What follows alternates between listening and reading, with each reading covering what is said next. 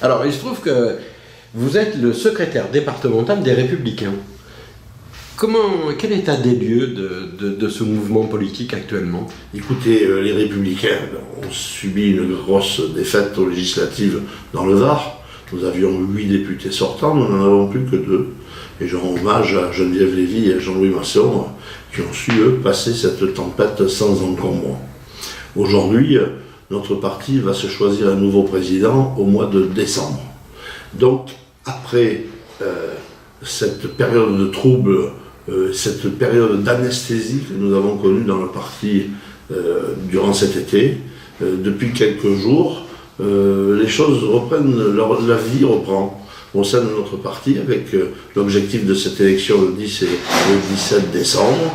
Ce sont 6 candidats aujourd'hui qui se sont déjà qui ont annoncé leur candidature. Il faudra ensuite que les 6 ou d'autres remplissent les conditions, puisque vous savez que pour être candidat à cette élection, il faut avoir le parrainage de 13 parlementaires du parti et de 2500 militants à jour de cotisation venant de 20 départements différents. Donc je crains que certaines n'arrivent pas à remplir ces conditions-là. Aujourd'hui, ce sont ces candidats qui viennent au contact des militants et que nous écoutons avec plaisir. J'étais auprès de Laurent Wauquiez à Château-Renard la semaine dernière. C'est mardi soir, il y a 2 jours, Daniel Fasquelle qui est venu rencontrer les militants varois à Olioul. Nous l'avons aussi accueilli et j'accueillerai d'ailleurs en ma qualité de secrétaire départemental et je faciliterai le contact avec les militants pour tous les candidats qui m'en feront la demande. Après, chacun aura, je crois, tous les arguments nécessaires pour faire son choix. Ce qui compte, c'est que le parti soit rassemblé le 17 décembre au soir, derrière celui qui aura été choisi par ses électeurs. Mais qu'est-ce que c'est que d'être militant des Républicains en 2017 ? Qu'est-ce que c'est que d'être de droite ? La question aujourd'hui peut se poser effectivement. Nous voyons que notre parti a du mal à concrétiser une opposition crédible. D'abord à l'Assemblée nationale, nous étions 300 députés en 2007, 200 en 2012, ce qui nous a permis de faire une opposition solide à François Hollande et ses équipes pendant 5 ans. Ils ne sont plus que 100 aujourd'hui. Pour vous donner un chiffre, lors des questions d'actualité le mardi et le mercredi, ce sont 15 questions que l'on pose. Les Républicains n'ont plus le droit qu'à 2 questions. Donc il est difficile, dans ces conditions-là, d'exprimer une opposition. Nous aurons des élections pour la moitié des sénateurs français au mois de septembre, le 24 septembre. Là encore, je pense que la droite va garder sa majorité, mais comment va-t-elle construire cette opposition qui ne doit pas être une opposition négative, mais qui doit être une opposition constructive pour notre pays. Nous avons dû aussi subir le départ de 3 de nos amis vers le gouvernement de monsieur Macron. Nous avons eu du mal à comprendre leur volonté, à part bien sûr un opportunisme patent qui n'a jamais échappé à personne. Nous avons aujourd'hui certains députés qui ont été protégés au moment du scrutin et qui s'intitulent constructifs. J'ai du mal aussi à savoir si ces personnes-là peuvent continuer à être constructifs avec M. Macron au sein des Républicains, ou si plutôt il ne faut pas couper à un moment ce cordon ombilical. Il y a aussi la future ligne politique. Pour ma part, vous savez quelle c'est mon appétence à des politiques républicaines et sociales. Cela a toujours été le fil conducteur de mon engagement. Je ne supporte pas l'injustice et la politique est là pour trouver des solutions à ces injustices. Mais je réclame aussi un État régalien fort. Je n'accepte plus aujourd'hui qu'il y ait dans mon pays des zones de non-droit, des zones dans lesquelles les forces de l'ordre ne peuvent pas rentrer.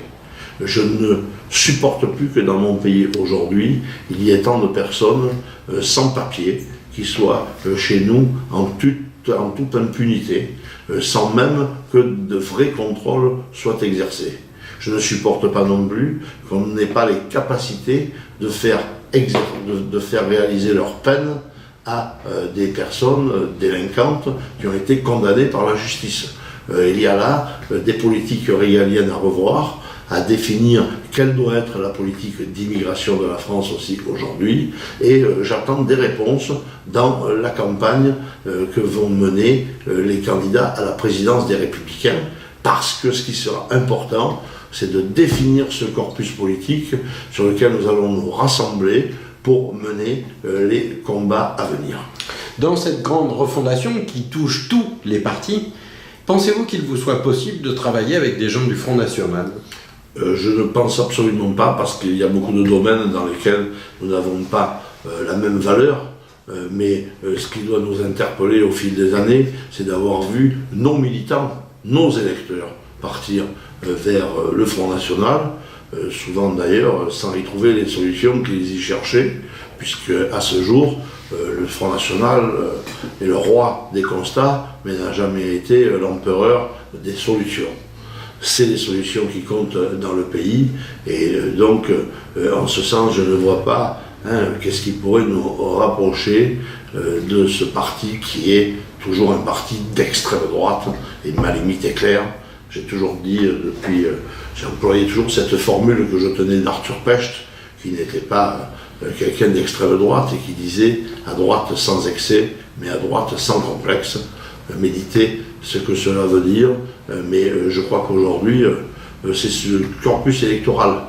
Par contre, constatons aussi que lorsque, par exemple, en 2007, Nicolas Sarkozy avait, au moment de l'élection présidentielle, un vrai projet pour la France, mettant en avant le régalien de la République, le Front National s'était totalement effondré dans ses scores.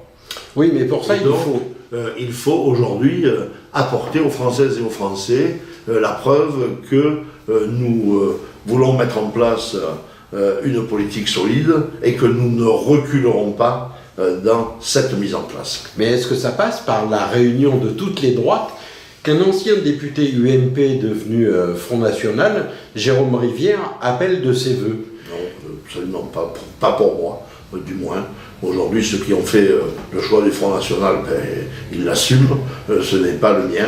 Je siège au Conseil régional, vous l'avez souligné, où aujourd'hui il y a deux groupes politiques. Le groupe de la liste qui est présidé par Renaud Muselier, et en face les 41 élus du Front National.